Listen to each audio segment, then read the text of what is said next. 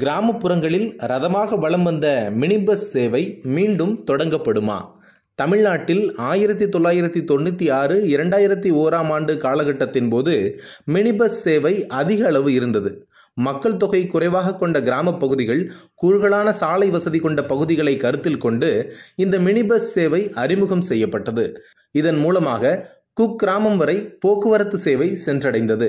கிராமப்புறங்களில் வசிக்கும் மக்கள், விவசாயிகள், வேலைக்கு செல்பவர்கள், பெண்கள், மாணவ மாணவிகள் என அனைத்து தரப்பினருக்கும் இந்த மினி பஸ் மிக முக்கியமானதாக இருந்தது.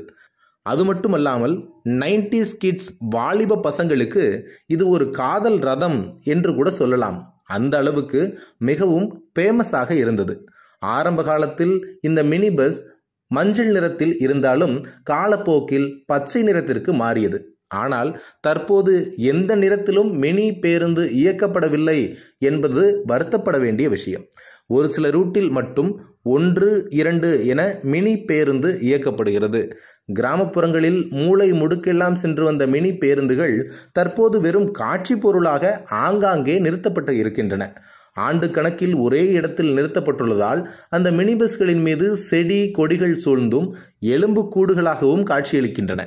கிராம சாலைகளின் மோசமான நிலை, டீசல் விலை உயர்வு உள்ளிட்ட பல காரணங்களால் திருச்சி மாவட்டத்தில் பெரும்பாலான மினி பேருந்துகள் இயக்கப்படவில்லை என்பதற்கான காரணம் கூறப்படுகிறது.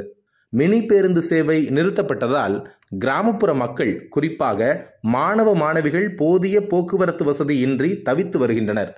ஆகவே கிராமப்புறங்களில் ரதமாக வலம் வந்து கொண்டிருந்த மினி பேருந்து சேவையை மீண்டும் கொண்டு வர வேண்டும் என கிராம மக்கள் எதிர்பார்க்கின்றார்கள்.